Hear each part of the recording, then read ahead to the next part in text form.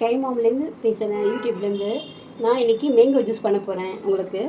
இது வந்து காயாக இருக்குது, ஆனால் யூஸ் பண்ண நல்ல பழமான மேங்கோ எடுத்துக்கோங்க.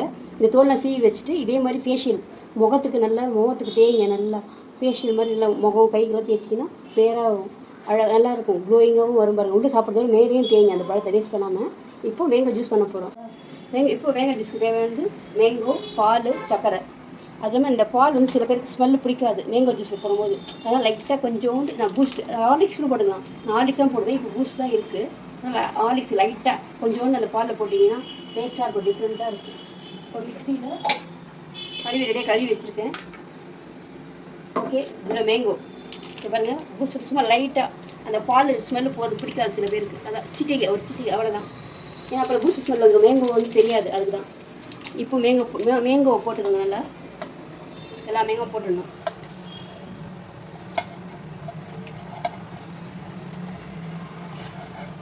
இது வச்சுருங்க அப்படியே. இதில் வந்து லாஸ்ட்டாக நீங்கள் மூஞ்சிக்கு ஃபேஷியல் கைக்கு மூஞ்சிக்கெலாம் பண்ணிங்கன்னா அப்படியே நல்லா இருக்கும், க்ளோயிங்காக இருக்கும், அழகாக இருக்கும். நல்லா டஸ்ட்டெல்லாம் போயிட்டு கிளியராக தெரியும் உங்களுக்கு. அதனால் இதை வச்சுருக்கேன் அப்படியே. இப்போது எல்லா பாலும் ஊற்ற மாட்டேன், லைட்டாக கொஞ்சோண்டு பால். ஏன்னா இந்த ஆடியோடு போடுங்க, அப்போ க்ரீமியாக இருக்கும். நம்ம க்ரீம் போட வேணாம், அவ்வளோதான். கொஞ்சோண்டு பால் போட்டு மிக்ஸ் பண்ணிக்கணும்.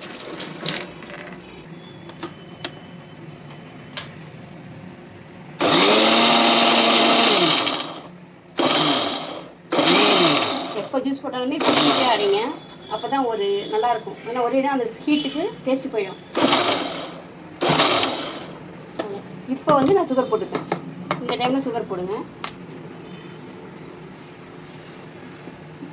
மொத்தமே ஒரு 10 ஸ்பூன் போடுறேன். உங்களுக்கு எவ்வளோ ஸ்வீட் தேவையோ அவ்வளோ போட்டுக்கோங்க. ஓகேவா? ஓகே, 10 ஸ்பூன் போட்டிருக்கேன். அவ்வளோ. இப்போ கொஞ்சம் பால் ஊற்றிக்கணும். அதே மொத்த பாலும் அதே மாதிரி ஊற்றக்கூடாது, கொஞ்சோண்டு பால் ஊற்றிட்டு மிக்ஸ் பண்ணிக்கலாம். நெக்ஸ்ட் டைம் போடும்போது லாஸ்ட்டில் மிக்ஸ் பண்ணிக்கலாம். ஓகேவா?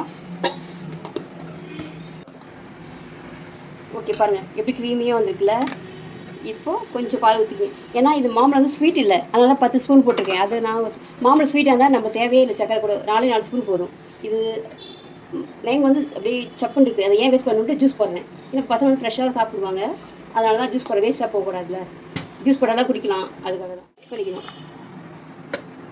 பண்ணிவிட்டு லாஸ்ட்டாக ஒரு அடி அடிச்சுக்கோங்க, அப்போ தான் நல்லா மிக்சட் ஆகும். நம்ம கையில் மிக்ஸ் பண்ணுறதோட இதில் மிக்ஸ் பண்ணிவிட்டு ஒரு அடி அடிங்க, அப்படியே க்ரீமியாக வரும், கரெக்டாக வரும். மாம்பழம் ஸ்வீட் எல்லாம் கூட லைட், ஆனால் எல்லோ கலரிஷ் மாம்பழமாக நல்லா பார்த்துன்னு வச்சுக்கோங்க, நம்மளுக்கு இன்னும் கலராக வரும். இது லைட்டு மேங்கோ கலர் வரல, மேங்கோ அதான் ஒயிட்டாக இருக்குது.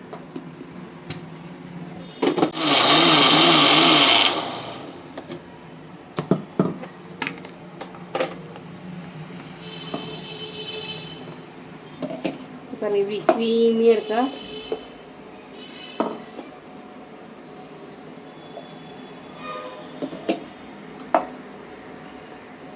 இப்போ என்ன பண்ணுறேன், இதுவாக ரொம்ப க்ரீமியாக இருந்தால் கொஞ்சம் தண்ணி மிக்ஸ் பண்ணிக்கலாம்.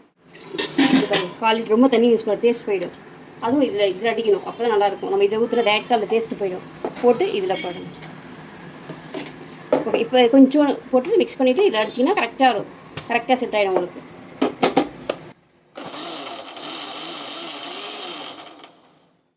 இது பாருங்கள், இப்போ எப்படி க்ரீமியாக கரெக்டாக இருக்கா.